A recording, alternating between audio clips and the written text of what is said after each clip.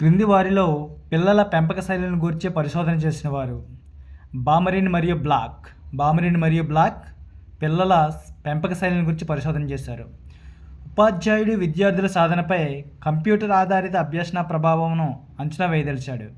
అతని కంప్యూటర్లో వైరస్ రావడం వలన ప్రయోగం వైఫల్యం చెందింది. ఇందులో పరతంత్ర చరం విద్యార్థి సాధన. పిల్లల్లో స్వీయ భావన ఆర్ ఆత్మభావన ప్రారంభమయ్యే దశ పూర్వ బాల్య దశలో ప్రారంభమవుద్ది.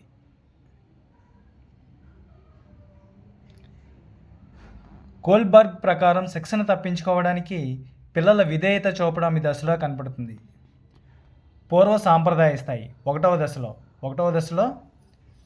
కనపడుతుంది.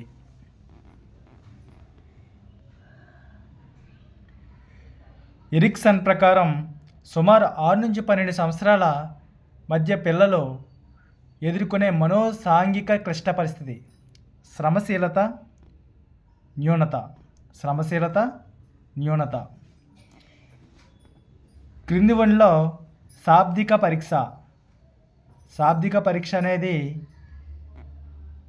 బినే సైమన్ ప్రజ్ఞా పరీక్ష అనేది శాబ్దిక పరీక్ష.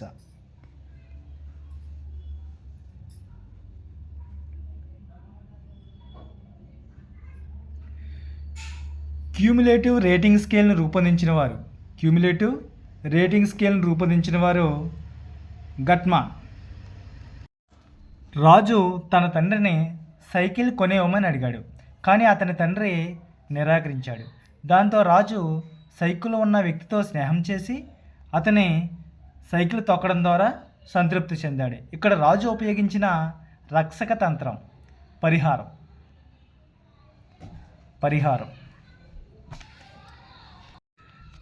బేగంకు పాఠశాలకు వెళ్ళాలని లేదు, అలాగని పాఠశాలకు వెళ్ళనందుకు ఇంటి వద్ద అమ్మతో తిట్లు తినాలని లేదు.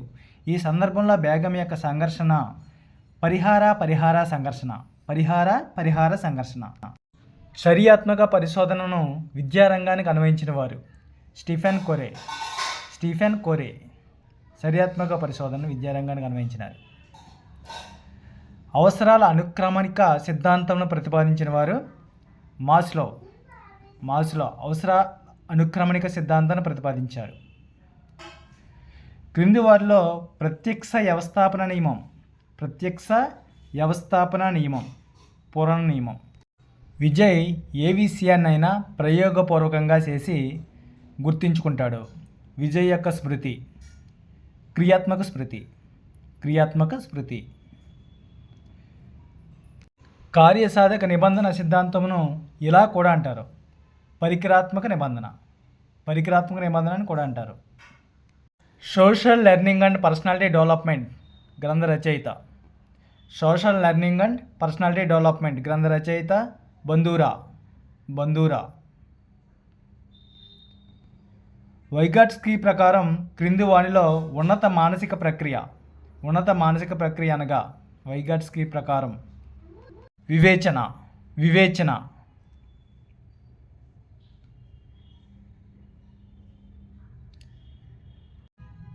అభ్యసన బదలాయింపుకు సంబంధించిన సామాన్యీకరణ సిద్ధాంతంను ప్రతిపాదించిన వారు సామాన్యీకరణ సిద్ధాంతం అంటే చార్లెస్ జెడ్.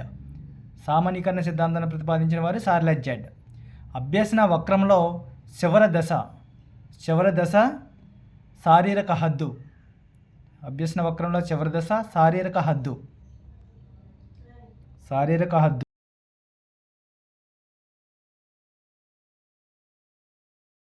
సృజనాత్మక దశలో సమస్యకు అకస్మాత్తుగా పరిష్కారం స్ఫురించే దశ అంతర్దృష్టి దశ.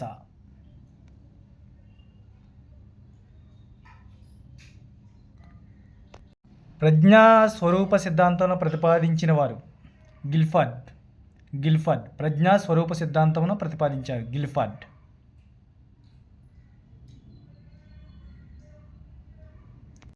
డిస్గ్రాఫియా అనేది రాతపరమైన వైకల్యం.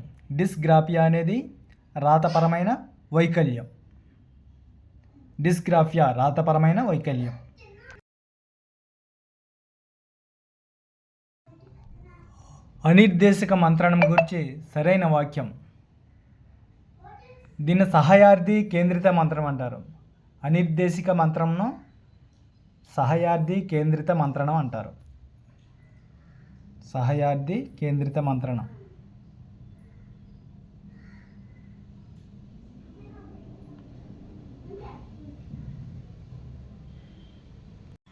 ఈ రకమైన నాయకత్వంలో సభ్యులే నిర్ణయాలు తీసుకుంటారు. జోక్యరహిత నాయకత్వం. జోక్యరహిత నాయకత్వంలో సభ్యులే నిర్ణయాలు తీసుకుంటారు. క్రింది వాణిలో ఇన్పుట్ డివైస్. క్రింది వాణిలో ఇన్పుట్ డివైస్ సెన్సార్. సెన్సార్ అనేది ఇన్పుట్ డివైస్. ల్యాన్ విస్తరణ రూపం. ల్యాన్ విస్తరణ రూపం. Local area network. LAN LAN local area network.